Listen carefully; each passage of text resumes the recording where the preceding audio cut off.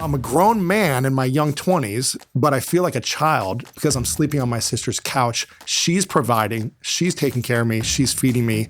You don't feel worthy if you can't take care of yourself. I had no backup plan, no college degree, no money. So I was like, what's the point of this? Right around 2008, my husband had got into the restaurant business and we had secured the whole thing with our house like complete morons. We also cashed out every credit card we could get and took out a home equity loan, cashed out the kids' college savings, the 401ks, all of it. All of it? All of it. You had no investments left? You had no... Nothing. Really? At that period in my life, my story for quite a while was we're never going to get out of this. I'm never going to fix this. I think a lot of people think it needs to be hard and stressful to make money, and it doesn't need to be complicated. You just need to learn the tools and have the courage to be curious to understand more. I am certain and know that you are lovable and you are deserving of love.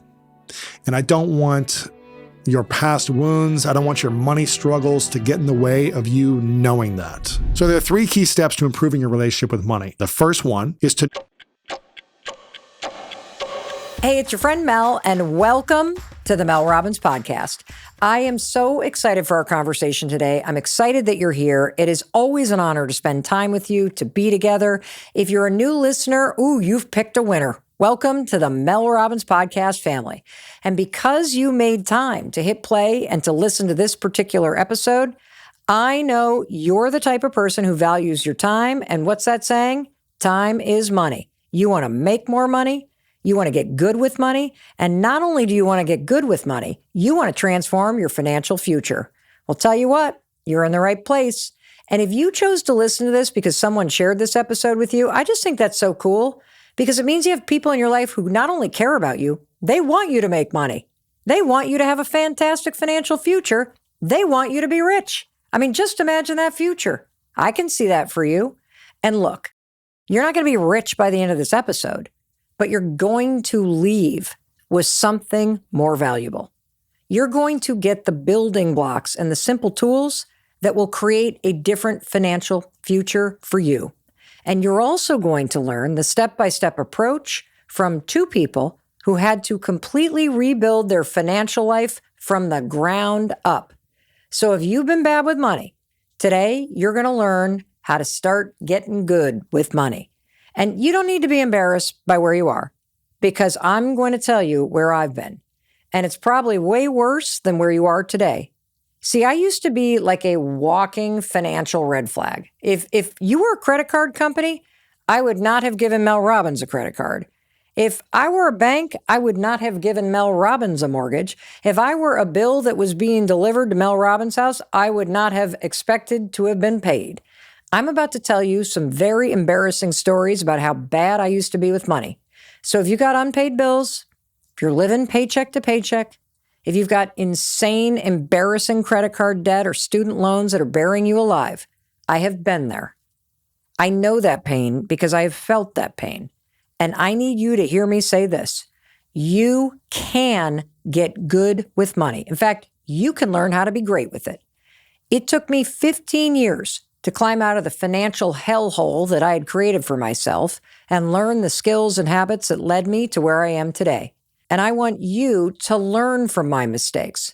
So today, I'm going to walk you step by step through the things that you should be doing immediately to change your financial future starting today. And I'm going to be doing it with the help of a very good friend of mine who is our guest in our Boston studios today.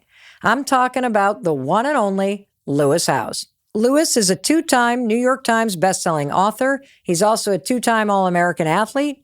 You may recognize his name or his voice because for the last 12 years, he has hosted the School of Greatness podcast, where he interviews some of the most successful people on the planet in business, entertainment, sports, science, health, medicine, money, and so much more. And here's what I love about Lewis. He's been where I was, dead broke, no clue of what to do next, but he figured it out. Just like I figured it out, and that means you can figure it out for you too. And today, he and I are joining forces to help you unlock your financial greatness. And what I love is that Lewis, he's just a regular guy. We're not talking fancy degrees or complicated talk about markets. He was able to turn his life around using the tools he's going to share with you today. He's also written a brand new book called Make Money Easy, which I've read, and it's fantastic. So are you ready to get good with money? I thought so. So please help me welcome my friend Lewis Howes to the Mel Robbins Podcast. Lewis Howes, welcome to Boston. Welcome to Mel Robbins Podcast. I am so fired up that you're here. I'm pumped. Well, I want to congratulate you. Thank you. I think this is your best work ever. Thank you. And it is hitting the world at a moment where money feels so hard and finances feel hard and the news headlines are hard. And so I cannot wait for you to share with us how to make money easy. Thank you. Yeah. And I wanted to start by having you speak directly to the person who is with us right now. This is somebody who does not have a lot of time, but they have made time to be able to learn from you. Could you tell them what they might expect to change about their life if they take everything that you and I are about to share with them today and they put it to use? Now more than ever, it seems like it's scarier than ever because you don't know if you're going to have a job in 6 to 12 months with AI. You don't know if you can afford your bills, your rent, your car payments, food. Like you said, egg prices are going through the roof. It's like $10 for an egg or something now. Gas prices are through the roof. The economy, inflation is still high. It just seems like harder and harder to get ahead, to stay ahead, and to get more than month to month ahead. So now more than ever, there's uncertainty and fear, and it seems scary. But it's also a time of great opportunity if you can have clarity on what you want, why you want it, and where the money's going to go. I think a lot of people think it needs to be hard and stressful to make money, and it needs to be complicated. And it doesn't need to be complicated. You just need to learn the tools and have the courage to be curious to understand more. Well, and the other thing that is applicable here is that if you're listening and you're in the middle of reinvention because something has happened in your life, or you're in a decade where you feel like you don't know who you are or what your purpose is, and you're just feeling overwhelmed and lost, you could actually find purpose by saying, I'm going to learn how to be good with money. Yes. But if we go back in time, because I think your story is very relatable. You have no money. You are sleeping on your sister's couch. How old are you at this point? 23 and a half to 24. So could you put us at the scene and tell us what was happening? And then once you put us there, I'd love to know, how would you have described your relationship with money or what the person looked like? Yeah, I mean, I was sleeping on my sister. I pursued the dream to make the NFL. I never made it, but I played in the Arena Football League. And in the Arena Football League, I was making $250 a week. And I was living in a free apartment with another teammate that they put us up on the team. And we had food stamps to pay for food during the week. So this is in Huntsville, Alabama, 2007. And again, $250 a week you can't live on. So they paid for our rent, they gave us food stamps and about $1,000 a month. Wow. And I didn't care at the time because I was getting to live my dream. Most people, I talked to my nephews and nieces and their friends in their early and late 20s. They don't know their purpose. They don't know how to manage their emotions, how to regulate emotions, how to navigate their nervous system. They don't know how to navigate when someone's ghosting them. They're just in chaos mode emotionally, and they don't understand, why am I here? What's my purpose? Right. Let alone understand money. They don't have the energy to even think about money. Got it. So, but back then you had a sense of purpose. So you were directed, so you weren't screwed like a lot of us are in our 20s. I was at least clear, but I didn't have the ability to regulate my emotions still. I was still a mess emotionally, but I was excited about the path that I was on with my career at the time, which was playing sports. Got it. So is there also this sense in looking back that at that exact moment, even though you were hand to mouth, literally, you were not stressing about money because you had something bigger that you were focused on. Yeah. And then bare necessities were covered. I could live off very little. And my rent was covered. You can buy a lot of ramen with $250 a week. Yeah, yes. I didn't need a lot then. You're 23, you don't need a lot if your rent is covered, right? Yes.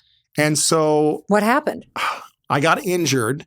I had to have a surgery. I had a bone taken out of my hip, put into my wrist, and I was in a cast from here to here for 6 months.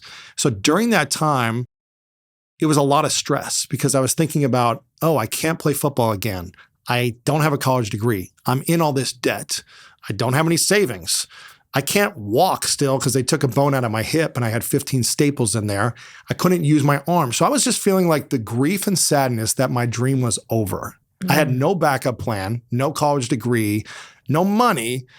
I'm a grown man in my young 20s, but I feel like a child because I'm sleeping on my sister's couch. She's providing, she's taking care of me, she's feeding me. You don't feel worthy if you can't take care of yourself. If you don't feel like you can appreciate your own value or believe in yourself, that you're capable of creating or generating, you have shame and guilt associated with that. And that energy made me feel worse. I had to first learn how to grieve the loss of my dream. Grieve. Wait, so you're like 23 years old 23. With your hand permanently like this in a high position five for 6 months. For 6 months, you can't walk. You have no money. You are no longer on the team. Nothing. And it makes sense that you would not feel motivated to get a job or to feel like you had any sense of purpose. And I think that this moment of the story, a lot of people can relate to, whether or not you were going for a dream or not, this sense of, I'm just existing right now. Yeah, and trying to understand why am I here? What's the purpose of my life? If this was my dream and I felt like I was supposed to do, most people don't even know what they're supposed to do. I knew what I wanted to do, but now it's done. So it's like, what's the point of this? Also, my dad had gotten into a pretty bad car accident about 1.5 years before that. So he was still recovering from this accident, this brain trauma that he had, and he was never the same man again. So I was losing the loss of my dad emotionally. He was physically alive, but emotionally a different person. And this was also in 2008, when you know how bad the economy was. The housing market crashed then. It kind of felt like the uncertainty of right now, 2025. There's a lot of uncertainty what's going to happen. It does feel financially similar, doesn't it? There isn't a crash in the market, but it feels like people can't afford anything, right? We don't know how to afford anything, and we don't know, are we going to be able to keep making money in the future? People are losing their jobs left and right. Gas price keeps going up. I can't afford rent. How can I save to even get ahead? Yes. So it had that feeling, that energy for me. I was just like, I don't know what to do. And I felt stuck. I felt trapped. I felt paralyzed. You know, that's exactly how I felt. I mean, and here you are 23. I was 41 when this happened. If, you're listening and you don't know kind of how I got started, it's very similar to Lewis, and right around the same time. Right around 2008, my husband had got into the restaurant business and we had secured the whole thing with our house like complete morons. We also cashed out every credit card we could get and took out a home equity loan, cashed out the kids' college savings, the 401ks, all of it. All of it? All of it. You had no investments left? You had no... Nothing. Really? Yeah. Now you're looking at me like, wow, you're a real idiot. I didn't know Mel. You took out the kids' college fund money. Oh, yeah. Oh, wow. Dude, everything. You were all in. We were all in because the first location, little pizza joint, did well. And so, we scale this thing. Oh, let's scale this thing. We listened to all the freaking entrepreneurs out there going like, don't give away equity, like go all in on yourself. Because what could go wrong in the restaurant business? Everything. So looking back, I can laugh. But of course, what ended up happening is 2007, 2008, there was a huge recession and the housing market collapsed, which meant the house, even though we owned a house, because we had secured the business with the house and home equity lines and credit cards, the house was not worth anything because of the amount of debt leveraged against it. And so you couldn't sell it. Oh my, no, because we would have owed money. Yeah. And so we were just that feeling of being paralyzed, and I lost my job. And I remember feeling so ashamed. And, I had made the vision boards. I had a vision for my life, and nowhere on any of the collages that I created about my dream life was an image of alcoholism, bankruptcy, $1 million in debt, like none of that. And so when you said paralyzed, I remember, because there's an excruciating level of stress that you never forget when you cannot pay your bills. You're living in that fear and stress and anxiety. And I had this whole line, Lewis, because I knew that I would go into the grocery store knowing that the checking account was in the red. Gosh. And I would have this whole line rehearsed where I'd be standing at the checkout counter and they'd be scanning the items, beep, beep. And I'm thinking, dear God, let there be an electronic glitch. And I have a kid or two or three of them with me. And you're like, let them have a glitch. Yes, let them, please. And I'd pass over the card, debit or credit. I'd go credit because I knew if I hit debit, it would definitely bounce. Yes. And when it ultimately, there were times where there was a miracle and it went through. But when it ultimately didn't go through, I had this whole line rehearsed. I would just cock my head and go, well, that's strange. It just worked at the gas station. Wow. Let me, I'm just going to run out. You can hold the girl. I'm going to run out to the car because I've got some money out there. And then never come back. No. Oh my gosh. And that's the shame associated with that. The stress, the judgment. Oh, it's not fun. Yes. And then the anger that I'm in this situation. Because as much as I wanted to blame Chris or the business, I was just as big of a cheerleader. I said, let's go all in. Yeah, of course. I ignored the advice of the experts. I did this too. So how did you start making money? At that time in 2007, 8, and 9, LinkedIn was just getting started, really. And the president of my school that I had a relationship with, I reached out to him and he said, go on LinkedIn and try to find a job on LinkedIn. So that's what I did. I just took his advice and I started emailing and messaging executives in Columbus, Ohio, and asking them to meet with me. And I started going to Toastmasters because I was afraid of public speaking. And at Toastmasters, this is where I started to develop skills. At Toastmasters, I met really great public speakers who were executives in my city as well. And some of those started helping me out. I remember one time I went to a Toastmasters session, which is for public speaking. This was when I was in my cast. I went to this Toastmasters. I swear to God, I had to have a cutoff shirt because shirts wouldn't fit over the cast. It was so bulky. I had to have a cutoff shirt. I went to this Toastmasters. I give speeches like this. Believe it or not, this is crazy. Like the guy from Rookie of the Year, but I didn't have superpowers with that. And so I'd get up in front of a podium and give a speech and I'd stutter. I was terrified. I could not speak. I would read aloud, word for word, the thing that I would say like this. And I'd speak word for word and I wouldn't look up at anyone. I was so terrified. But I knew at that moment that if I didn't go all in on my fears, the fears would never disappear. So I just said, I got to go all in on this. And at this one Toastmasters club that I went to, they had snacks in the back. And I shit you not, this is so sad, but this is what it took at that time. I had really baggy jeans that I'd wear and a cutoff shirt to this professional board meeting speaking. In the back, they had, carrots and broccoli and dip. And I was getting napkins, stuffing carrots and broccoli and crackers in my pockets because I had no money for food at this time.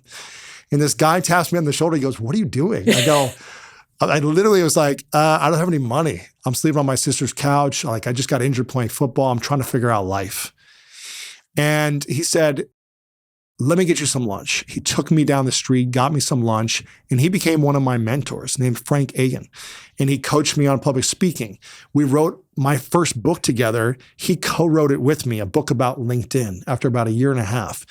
So I was just putting myself out there to learn new skills and meeting people, and people started helping me when I put myself out there.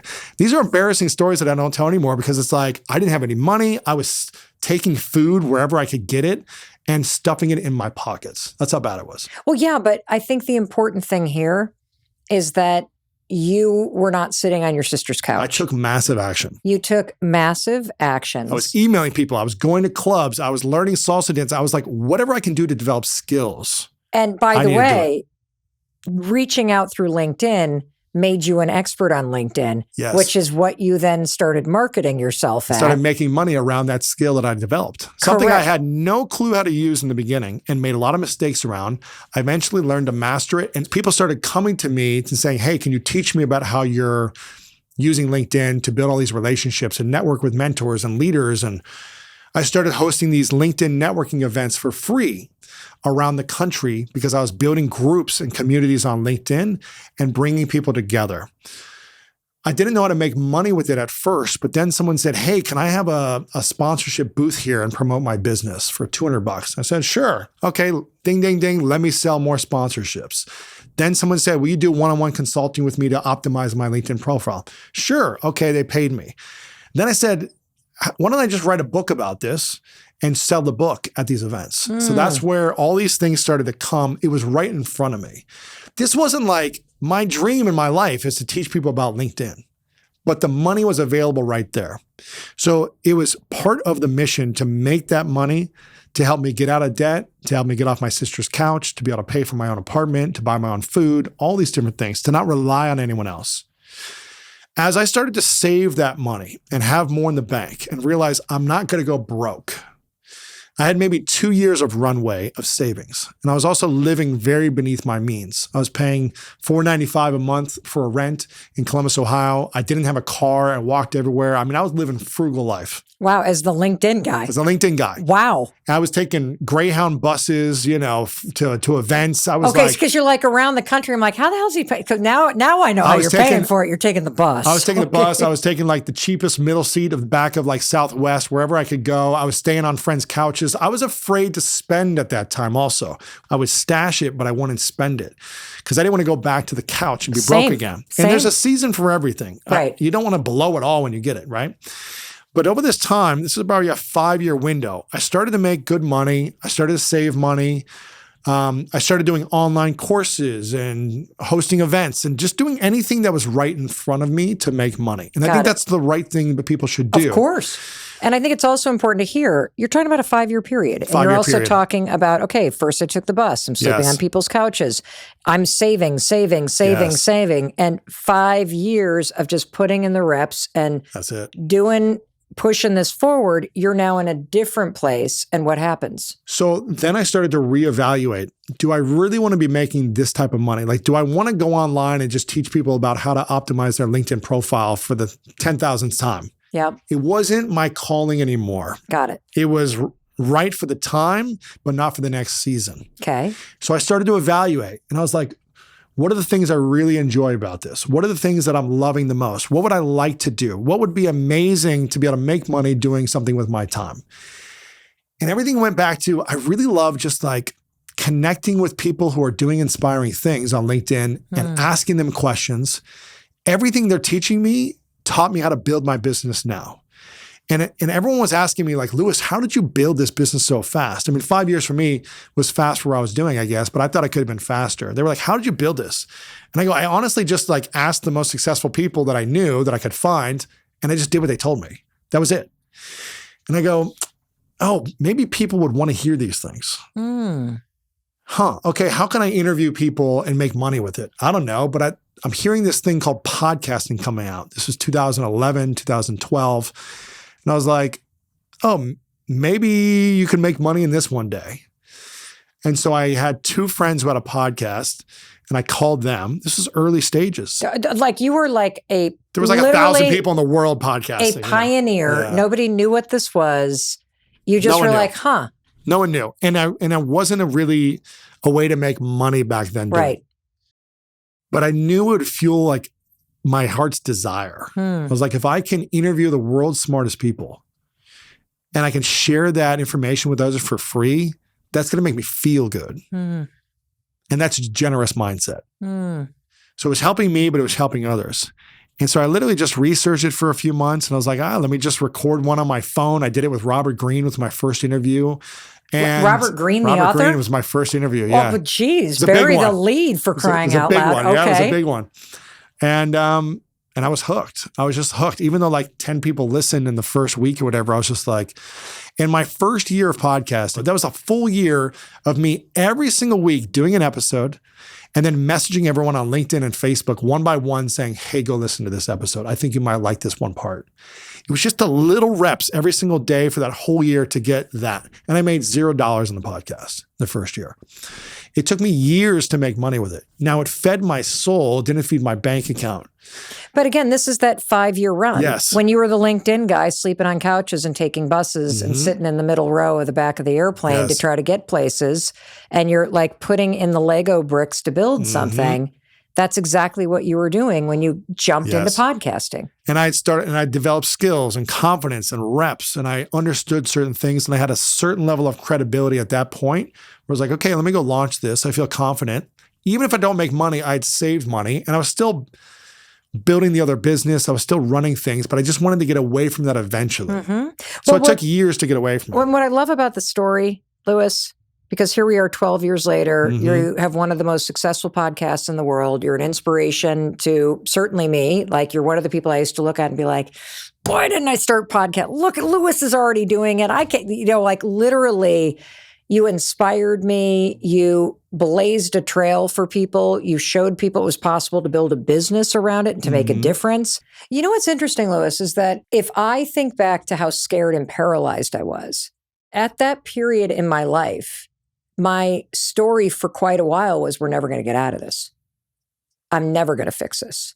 I will always be this stuck. I will never figure this out. We're going to lose everything. And I can see for months and months telling myself that story kept me spiraling in place. And it hid from at least my view and my motivation, my ability to see some of the things that the experts said. This is what you do when you're in that situation. It certainly doesn't change things overnight, but there are simple actions you can take that if you felt like, okay, I'm going to figure this out. Okay, I'm smart enough to listen to Lewis and to read Make Money Easy and to listen to information that is going to help me because people have been in this situation before, that you can actually figure this out and that you can learn to make money easy. That is what motivates you to start doing something different. Is that why this matters? 100%. I mean, you were just saying exactly how I was feeling back then, that money is hard. Money is stressful. I don't understand money. I went all in on money, but then it just escaped me and now it's left me in this horrible place. I'm never going to get out of this place. It's always going to feel hard. I'm always going to be overwhelmed. Right. And that's what you kept telling yourself as part of your story. And it's too hard for me to figure this out. And it's too hard for me to get out of debt. There's no way to get out. I think a lot of people think it needs to be hard and stressful to make money, and it needs to be complicated. And it doesn't need to be complicated. You just need to learn the tools and have the courage to be curious to understand more. And when you don't understand something, it seems extremely complicated. But right when you start to figure it out, right when you start to be able to pedal and stay in alignment on that bicycle, you're like, this is so easy. It's effortless. It's just the time most people are unwilling to get on the bicycle and fall a few times because they just don't understand it. This foreign object over here, how am I supposed to sit on these two wheels and go down the street without killing myself? It seems so foreign and scary until we do it. It seems like, why was I ever afraid of this in the first place? Are there commonly agreed to steps that after 12 years of interviewing so many financial experts on the School of Greatness that help you manifest money, success, and happiness, Lewis? One of the common themes that some of the wealthiest people in the world all have told me through the School of Greatness show is that the more they give, the more they're generous with their money, the more they make, the more they earn, the more comes to them. And when you have no money, it's hard to think, oh, let me just give my money away. Let me be generous with it because you don't have much. But they all tell me that that's the place when you need to learn and develop this habit. Not when you have a lot to give, but when you have a little to give. It's not how much you give to people, it's that you're giving something. Okay. A generous mindset. So if you were giving advice to you, when you're on your sister's couch, stuffing broccoli in your pockets at, like, you got nothing, dude. How do you be generous and adopt that when you feel like you have nothing to give? If you have no money to give, can you give time? Oh, I love that. And one of the things that got me to where I am, and you could probably tell because you've known me for 8 years this month. We met 8 years ago, and you've seen me over the years. And the thing that I bring to the table, I feel like, is I'm curious and I ask people questions and I get them to open up and talk about themselves in unique ways, just like you do. And that is a generous thing that we can do. And when I was early on, these mentors, I would reach out to people on LinkedIn And initially I said, hey, can you give me some advice? I'm broke. And no one replied to me. I can't imagine why. No one replied to me because no one wants to give their time to someone who needs something from them. I was taking from them. Hey, I'm broke. I've got no skills. Can you give me 20 minutes of your time so I can pick your brain? I know you get that all the time. We don't have time. So I realized, this strategy isn't working. Let me actually dive in deeper on the person I'm wanting to learn from and actually research their story, learn about the things they overcame, read some articles about them, and see if I can find something unique that is meaningful to them and see if they're willing to tell me about that. So I started emailing people differently saying, gosh, it's really interesting how you overcame this one challenge in your career and you jumped to this position. I'd really love to hear about the mindset you had when you were facing that challenge and what got you there. I'm not asking for advice. I'm asking for someone to relive a story that is triumphant for them. And one by one, people started replying, say, yeah, I'll call you. I'll take you out to breakfast. They're buying me lunch just to tell me their story. And I'm not asking for advice, but they're giving me all the advice they have through their storytelling. And so if you don't have money, you can be generous with your time. You can be generous with your energy, with your questions, and you can have a generous attitude. You can be of service in some other way. You can show up to support at your local church. You can just call a friend and say, hey, I know you're struggling right now. Can I take you out? Can we go for a walk? Can I FaceTime you? Well, I love that because when you are really struggling, you tend to close yourself off to the world. And so I love this advice because energetically you can feel like you're spinning. Yes. That am I doing anything to actually drive this forward? And you did that by just taking the action. It's like me opening up these bills and just being like, can't pay that today, but I can call the company and explain what's going on. 100%. I don't have a job today, but I can call a friend and start networking about what's going on. And I just kept telling myself, I'm going to get myself out of this. I don't know how. And these consistent actions that you took, that I took, it was the consistency and the courageous conversations that gave me more confidence. Whoever's listening or watching right now, if anything has resonated with you in any way, the best way you can develop a mindset of generosity is to share this with one or two friends in your life. Share this with your sister, your girlfriend, share this with your mom, your brother, your spouse, and say, hey, listen, I know things haven't been maybe horrible around money, but I'd love to improve our relationship with money together. I'd love to start asking questions and having conversations and feeling more safe around money with you. It doesn't mean we've had a bad relationship with money together, but I want to increase our ability to feel stronger around money so we can both create more abundance in our life financially. Is that something you're open to? If so, share with me your biggest takeaway from this episode with Lewis and Mel, and let's talk about it. Just starting here and having a conversation with one or two friends or family members is a huge step forward. Oh, I love that. Text one or two friends, go to your WhatsApp group chat and say, hey guys, I heard a great episode around money. I would love your biggest takeaway from this episode. What do you think the top skills are? Let's say the person listening is like, Lewis, if I want to put myself in a position in the next 2 years to be able to earn 6-7 figures, is there a particular skill that I should be leaning into right now? The skill that I'm going to say is leadership. But learning to lead yourself. It's not the skill that you think. Which I thought you were going to say learn to code AI. No, AI I'm like, lead myself. How the hell am I going to make 6 figures, Lewis? Because there are certain hard skills you're going to want to learn. For me, public speaking was one of the greatest skills that I learned. It's more of a soft skill. Leadership overall is the skill that you want to develop. Learning to lead yourself, learning to navigate your emotions, learning to regulate your emotions, learning to believe in yourself, all of that self-leadership and self-emotional intelligence within you. And that takes reflection, that takes listening to this episode, that takes journaling, that takes having a great evening routine, a morning routine. It's leading your life to be proud of you and accepting of you. If you're not there yet, it just means great. There's something I get to do every day to improve. Stack the wins every single day. So have a conversation with someone every single day for 5 minutes about money. Create a game plan in your morning routine about what 3 steps you're going to take today to support you on learning something new about money. Read 10 pages in a book. Listen to this episode. Have a conversation with a friend. Start stacking the wins with where you're at in your life. And if you have a lot of money, it might look different than if you don't have a lot of money. Right. But start stacking the wins so you feel the momentum of that money. And you're going to feel more confident when you have that momentum. If you just feel stuck, you don't have momentum. So in order to get unstuck, you have to start taking actions every single day.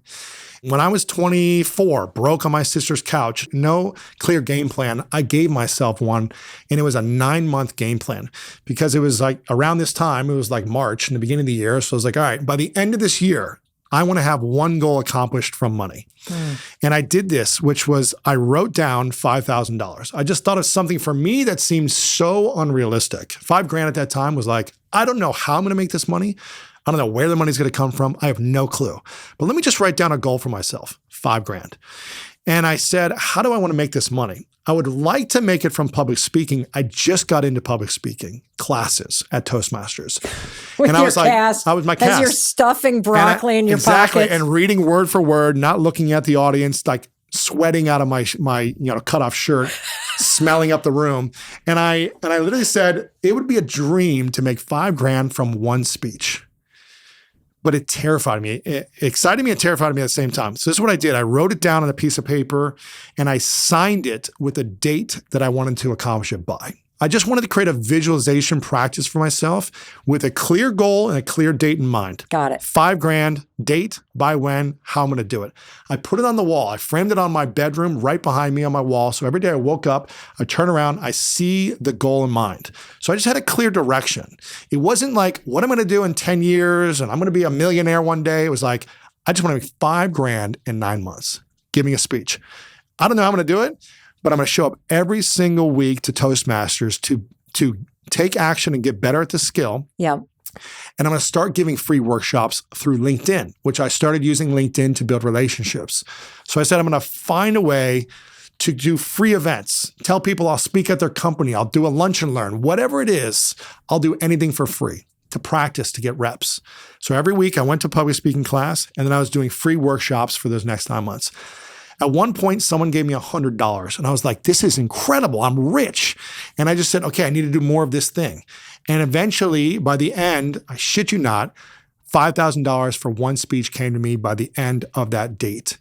And I think the deadline created such a level of urgency for me to take action. Again, I was working hard. It doesn't mean I was I'm going to think it and money's going to flow to me. That's not what this is about. I was showing up weekly. I was terrified weekly, and I showed up to develop skills for myself so that my value appreciated. I love what you just said, because one of the things that I got from reading your book and digging into it is that you're revealing all of the mistakes that we've made that we didn't know we were making based on our past or the stories we tell ourselves or self-doubt that put obstacles between us and the money that we can create that make it feel hard and complicated. Yes. You just need to learn the tools and have the courage to be curious to understand more. I am so in. Let's jump into the tools. So there are 3 key steps to improving your relationship with money. And that's really the first thing that we need to understand. What is our relationship with money? The first one, really understanding your money wounds. A money wound? What does that mean? It becomes a money wound, which is a part of your money story.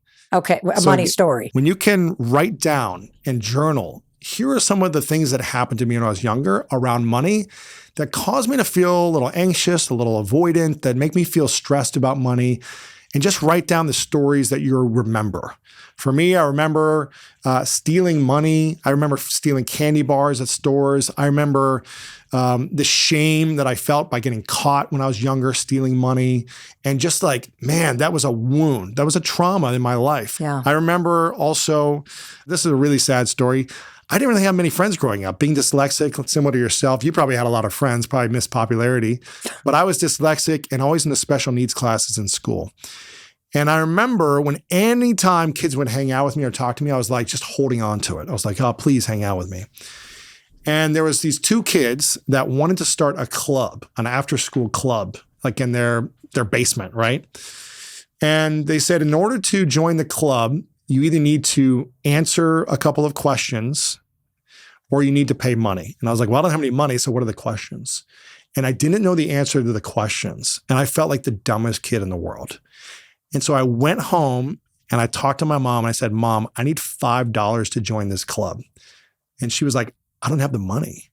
And I go, I really need this. And she could see the desperation in my heart. And so we turn over the couch cushions and she's looking for quarters. She's going into her room, her drawers, and she gets together $5 and change, puts it in a shoebox, and I walk to the house where the kids are. I hand them the shoebox with $5 in it. And I hang out with them for like an hour. They're talking with themselves in the basement. And it's just me by myself. And I just feel like I'm the dumbest person in the world. I can't answer their questions. I barely had the money to just be their friends. And even when I did, I'm not their friend. It's a fake friend. And I never went back to that because I was just like, man, this doesn't feel good. So this is a money wound. These are just stories that I had, these memories that still lived with me today. And I had to learn how to create a new story. Well, what you write about this on page 63 of the book, and you talk about how the first question was name someone who walked on the moon. Second one was name the first 3 presidents of the United States. And, you know, I still don't know the answers. You know, it's like, I still don't know the answers to these things. You know what? We still love you, Lewis. Yeah, exactly. Most of us don't either. And you're right. Not only was I not smart enough to join the club, but I had to pay to have friends. I later came to realize that the deeper message I took away from this experience wasn't just that I didn't have much money, but that I didn't have much value. Yes. So I can see how the story, and you write down, so the first kind of struggle that people have is really getting clear on what your money memories are through your money wounds. So just writing a list of like stories, memories around money wounds. What are the things where money was tied to? Maybe something your parents said and they struggled and they had arguments or they fought. Maybe you had to move schools because you couldn't afford something anymore. Maybe you had to move out of the house, whatever it might be. Maybe you had to live with your aunts and uncles for a season of time because your parents didn't have money.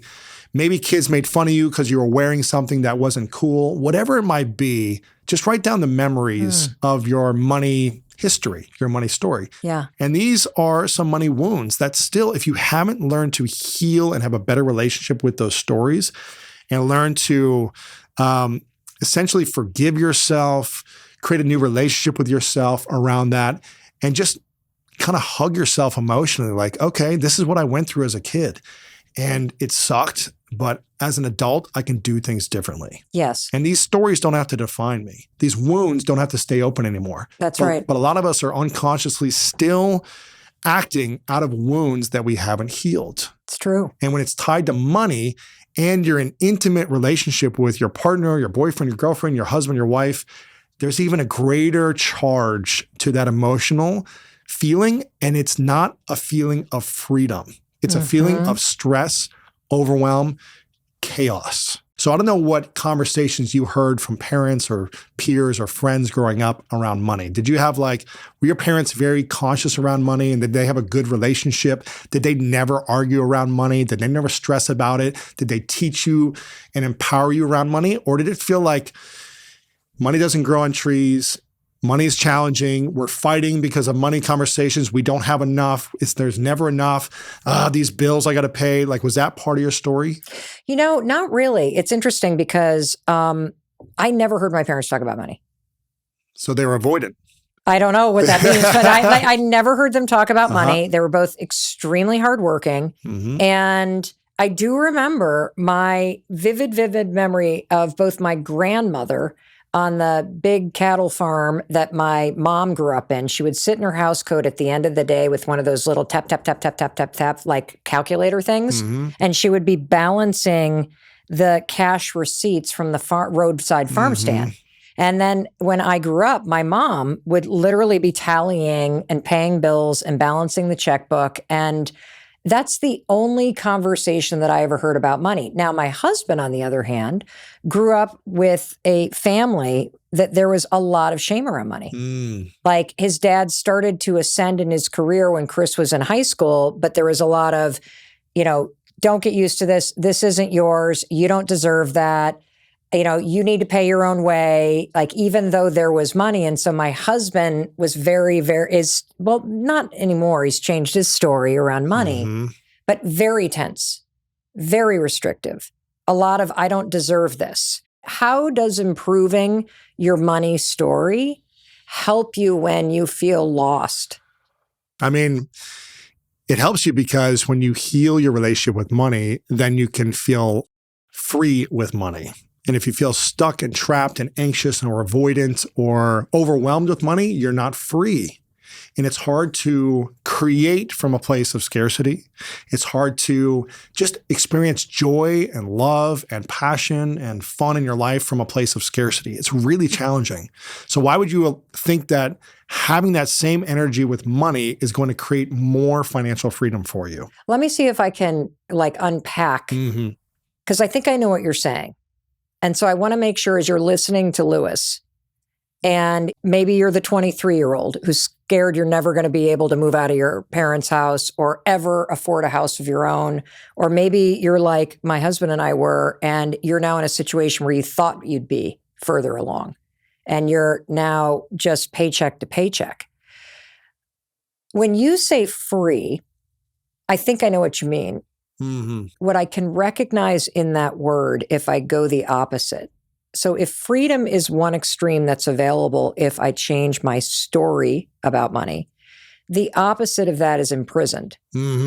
If you're imprisoned by your debt like I used to be, yes, and you're also keeping yourself trapped there with the story you're telling yourself, criticizing yourself, and I'm an idiot. How could I let myself do this? Why could I let myself? Wait, were you get there in debt? with me? How do you know that's what I was saying, Lewis? But I mean, that's how a lot of people feel. And that's how I felt at that time. I was like, why didn't I just try harder in school? Why didn't I go get that medical degree? Why didn't I do something that was safe? Why did I try to pursue this crazy dream of playing football? I got injured and now I have nothing. It's like this guilt, shame, energy that only keeps you trapped. It doesn't create a space of flourishment, of growth and abundance. It keeps you stagnant, stuck, and feeling not enough. It's going back to this word of peace. Most people have a lack of peace when it comes to money. They feel isn't stressed. that true? Well, and also if you can't pay your bills, you're stressed. Of course. There is no peace. There is no peace. There is no peace. And I'm not saying you're broke and you're in chaos mode right now, just feel peace. That's really hard to do.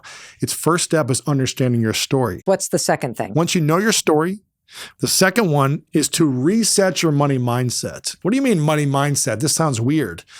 We need to reset and rewire our brains to have the ability so that more money can come to us effortlessly and easily, even though we're going to be working and taking actions to get there on a consistent basis. But we need to rewire our brains to allow for money to come to us. Okay, so how do I get a better mindset? You start educating yourself. Okay. You start educating yourself. You start getting mentors. You start learning about it. And you start having conversations around money where you can feel comfortable as opposed to scared. Okay. Again, most people feel afraid of just having a conversation about it. I agree. They won't speak to their parents about it. Their parents are hush-hush. They don't talk about it. You don't talk to your partner about it. It's just confusing and scary. And so you have to rewire your mind to think about money. So is it actually possible? Because here's the thing. You've rewired your mind. Yes. I certainly have. It's a constant work in progress. Okay, but I've clawed my way out of debt. People are like, how'd you get out of it? I'm like, 15 years. Yeah, hard work. Of hard work. And it's not getting rid of hard work. No one can say that you don't work hard, that I don't work hard. We work hard. But it's about the energy around money. How can we make that feel easier when we receive it and when we give it away? It's shifting the energy in the relationship with those things so that you feel more free. You know, I get a lot out of that because when I think back to, it was in my freaking 40s, I was supposed to feel like I'm on the uptick now. And so I felt all the regret and the beatdown, none of which helped me to climb out of the debt. What helped me to climb out of debt was to get serious that I actually wanted to. And so I think it's really important for you to understand it's not going to be easy. It's not easy to open up your bills. It's not easy to look at your bank account and see where the money is going. It's not easy to recognize that you're paying for apps and you're paying for subscriptions and you're paying for things that you don't use and that you got to tighten up the belt. But when you get very clear that you value something different than where you are, I have no doubt in my mind that no matter how old you are or how young you are and in the hole you are with student debts, that you can start to chip away at this. And the chipping away at this, even though it's not a glamorous thing to do, that is what actually changes how you feel. And that is what changes your money and your financial life over time. And it takes time. And I'm going to be honest about that. But that doesn't change the fact that you could actually make a decision today to use the advice that you're learning and just dig in. 100%. And look, it just started with opening up the bills, which I had been avoiding doing. It started with calling the credit card companies. It started with printing out my actual monthly bank statement and highlighting all the dumb ways I was spending money. It started with looking at, the savings that I did have. It started with having conversations with family members about where we actually were. It started with really questioning, can we afford to hold on to this house? Can we afford to have this car? Can we afford to be a Netflix subscriber? I mean, that's the level of honesty you have to get to, because I think, you look a lot at like how much you earn and you forget to look at, well, how much is actually going out the door? And you're not even looking at it because you're telling yourself you're bad with money and you feel demoralized about the price of everything. Well, look at where your money is going and then get very clear about what you want to create. And then for me, what that meant is get a job and then get a second one and then figure out how to make money on the side. And it's not easy, but with time, and for me, it took a decade, you can actually change what things look like. 100%. A strategy that I've learned over the years is when money comes to me, I thank money. If you don't have that feeling of, man, I'm grateful that you're here. I'm grateful that money just came to me. Again, it's tying it to the mindset, which is a generous spirit. And when you have a generous heart, you have a thankful heart. So I'm thanking money when it comes. And when it goes, this is the hard thing, you have to thank it when it goes. Why? Most people don't like spending money on their bills. Or for me, this was one of the hardest things I've had to learn, spending money on taxes. And for years, I freaking hated it. I hated it. And that energy kept me trapped. It kept me stressed out and trapped. It doesn't mean I have to love it and enjoy it, but I have to shift my relationship with spending money on bills, spending money on taxes, spending the money on things that you don't feel like you want to spend on. Just shifting that small thing when you send the check to the student loan, you're just like, thank you. I'm proud of myself that I can afford to do this. Yes. I'm grateful that I have an education. I'm one step closer to being financially out of debt. Yes. It's like, it's repeating these things every time. Like when you're paying for your cell phone bill or whatever, it's like, thank you for giving me an ability to communicate with the world. Thank you for the ability to be able to call my mom. Thank you for the ability to call my best friend when she's struggling. It's when we create more of an emotional appreciation around these things, we can then feel emotionally safe around money and have conversations in a unique way. I get emotional thinking about that because I'm like, just being able to call my mom on FaceTime. I don't see my family that often. But my cell phone bill, I don't know, it's probably a few $100s a month that I pay automatically. And if I was paying it by itself and writing a check, I would say, thank you for giving me the ability to connect with the people I love the most. And looking at it that way, as opposed to, this is freaking another cell phone bill. Oh, they charged me on these fees. Like, oh man, I'm getting screwed here. It's like the energy is not good. And so it's learning how to shift out of that stressful energy into a more of a healthy, peaceful energy. Well, and what else is cool is you're clearly in control when you do that. You're in control.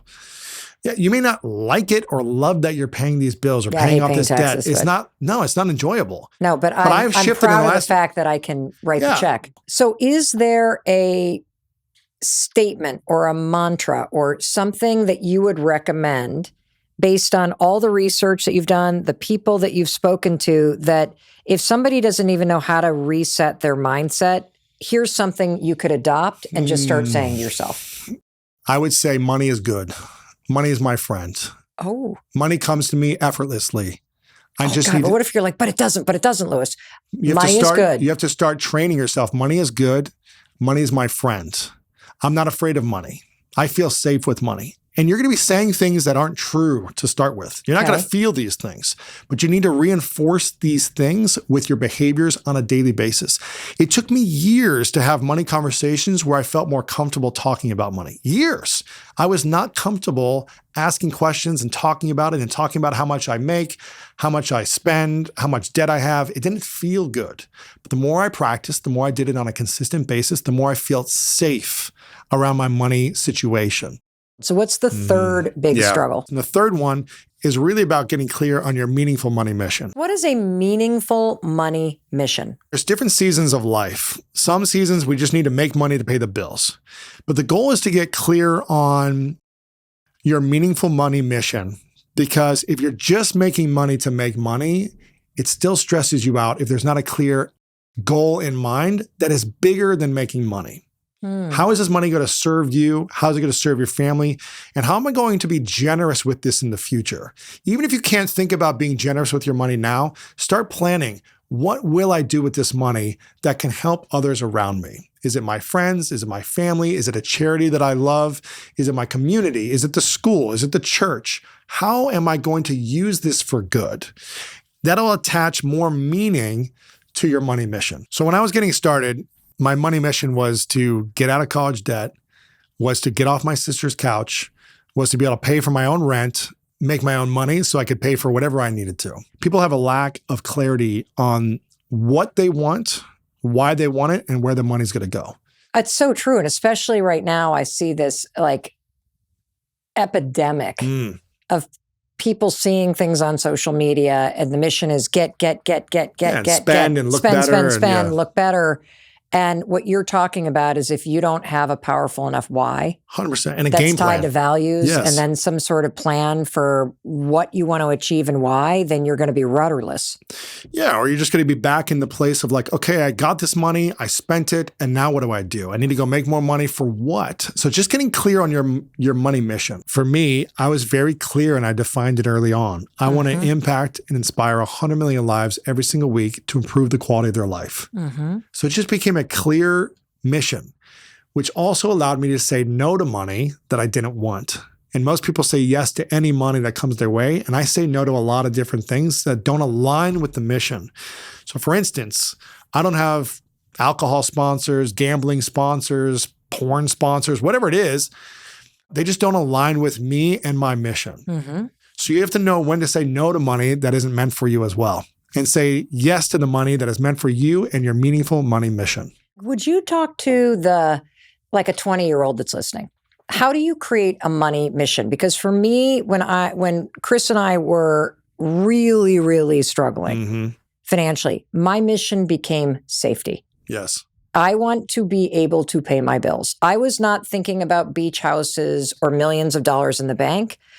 It literally was, I want to feel like I can fall asleep at night and know that I can pay my bills. 100%. So there's a pendulum on this, and I call it the priority pendulum. And on one side, it's kind of chasing your passion. Like, I'm really excited about this thing, so I'm going to go all in on it. But most people, if they're lucky, they can make money with their passion. It's hard sometimes.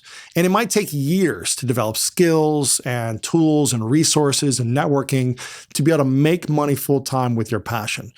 Then the other side is like, okay, I'm just going to go the practical route.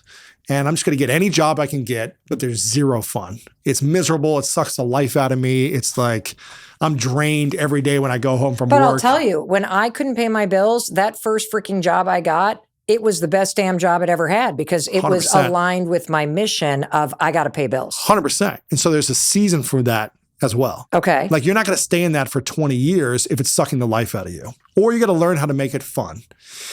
The goal is to get more towards the middle, which is kind of the meaningful mission area around money, as opposed to just being practical. And there was a time where I drove trucks. I was making $250 a week, driving a truck 6 hours a day. I needed to make money. I had to do what it takes to make some money.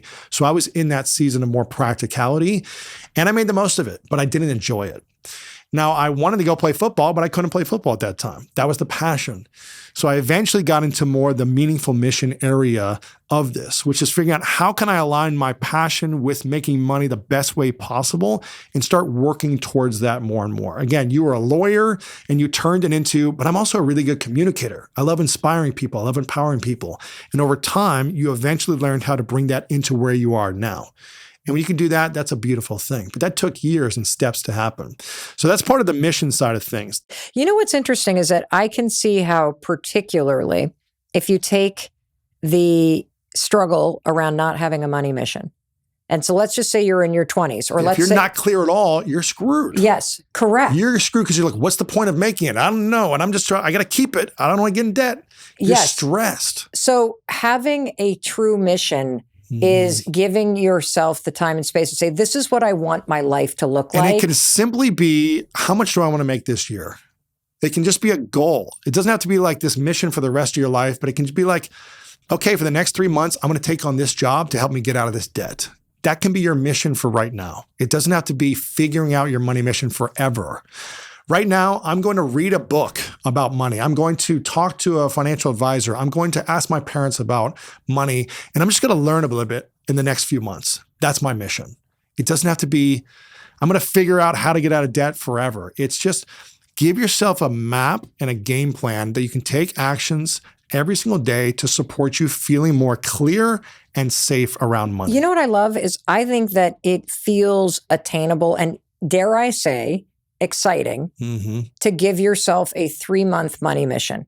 Like just write it out for yourself. What is your mission around money in the next 3 months? Is it to learn more? Is it to spend less? Is it to pay off one credit card? Is it to learn how to cook so that you're not spending your money going out? Like a mission that gives you a purpose. And then if you also combine that, Lewis, with the things you just said, where every day you're like, money's good. I have a good relationship with money. I'm learning about money. You start to say things positive tied to that mission. Or I'm taking actions to mend my relationship with money. You know, I'm taking actions daily. I'm having conscious conversations to mend and heal my relationship with money. Well, just one shift that you could make if you truly want to change your relationship with money is notice the input on social media and notice where you spend your time. How much time are you on there? Yeah. Are you watching content or listening to content that makes you want to spend money you don't have? Or are you actually listening and watching content that teaches you how to become better with money? 100%. That educates you. You start educating yourself. You start getting mentors. If you're missing mentors, The School of Greatness is an extraordinary podcast. It's been around for more than a decade. I think you celebrated your 12th year anniversary this year. And some of the most successful episodes that you have done in those 12 years are with financial experts, with billionaires, with people that are wildly successful. You know, one other thing I'm going to say is we've all had that friend who all of a sudden drops out of the social scene. And then you see them 6 months to a year from now, and they're completely ripped. Different human being. They've been training for a marathon. They've made this decision. I'm just out of the party scene. I'm going to get serious about my health. And you're like, what happened? And in that instance, you know, they got sick and tired of where they were. Yes. They said, this isn't working anymore. I have to change my story about myself. And I need to wake up every day and kind of align my actions and my time with this mission. And I think we see it with health. But it's the exact same thing with money. I've lost so many friends over the years that really hurt me early on because I didn't understand why. But it became clear that if your friends or your friend circle, if you want to make different changes based on your friend circle's current situation, and you go 6 months like a ghost and you just kind of focus on your goals, you take action, you never go out, and you really overcome, whether it be financially or physically or whatever it might be, people aren't going to necessarily like that or appreciate it when they see you come back in 6 months or a year of you changing your habits and changing your mindset because you're killing off the person they once knew. And they don't like feeling like, oh, you're doing something different. You're used to going out on the weekends. You're used to going out and drinking a beer after work on Fridays, whatever it might be. And when you want to change your vision and change your map and change your mission towards something new, you're going to have to make sacrifices. And people don't like that. They really don't. Let them.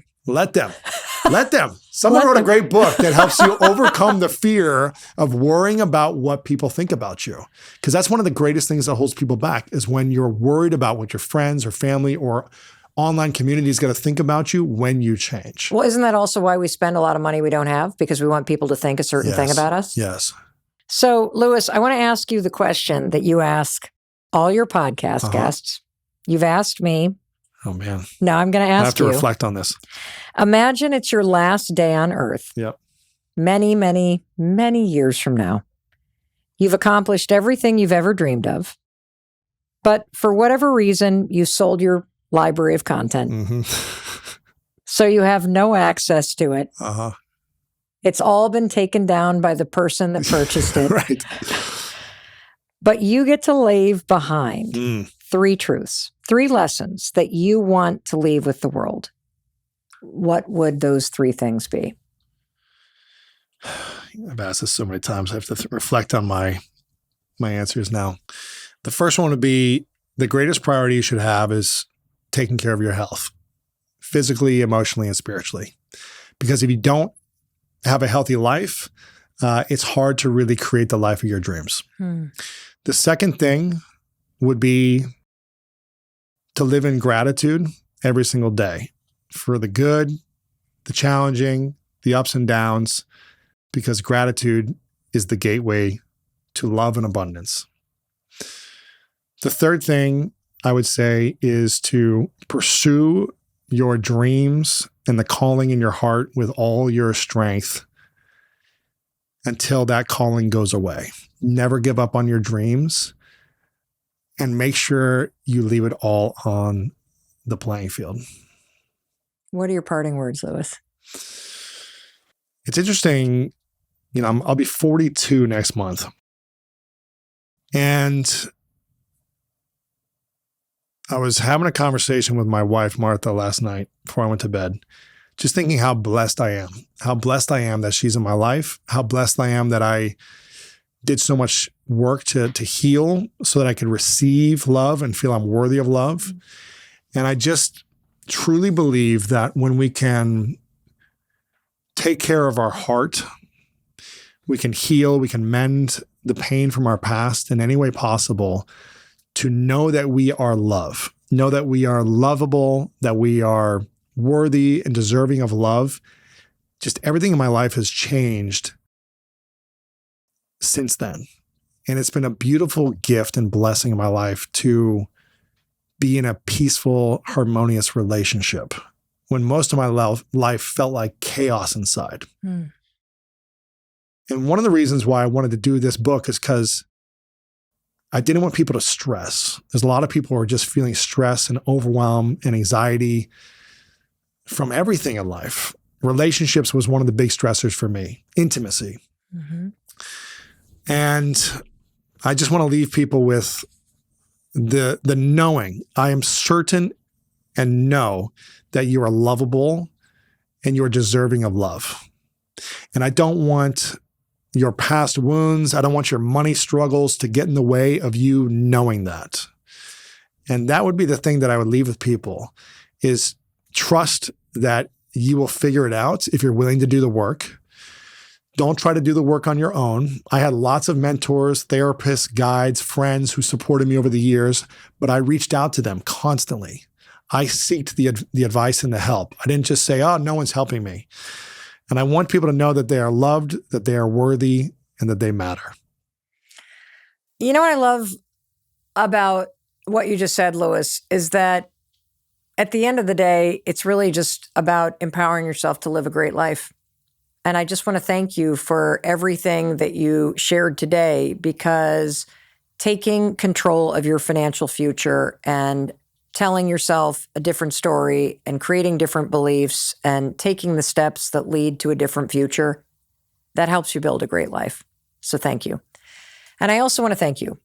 I want to thank you for being here and for taking the time to listen to something that is going to help you learn how to be good with money. You deserve to have a fantastic financial future, and you can do everything that Lewis and I shared with you today. Yes, you can. And the fact that you chose to listen to this and invest time in learning is evidence that you are going to do it. So thank you for being here. Thank you for sharing this. And in case no one else tells you, I wanted to tell you that I love you. I love you for listening to this. I love you for investing time in learning about how to improve your life. I also believe in your ability to create a better life. And there's no doubt that what you learned today, it's going to help you do that. Alrighty, I'll see you in a few days. I'll be waiting for you to welcome you in to the very next episode as soon as you hit play. I'll see you there. one more thing. I know you're thinking, oh my God, Mel, I want to watch more. Do me a favor. First, hit subscribe because that tells me you love this kind of content. And it also supports me in being able to bring you all of this inspiration and these research-backed strategies every single day. So just hit subscribe. Please, please, please. Thank you, thank you, thank you. And also, I know you probably want some more inspiration, something beautiful to watch. So check out this video next. I picked it for you. I know you're going to enjoy it.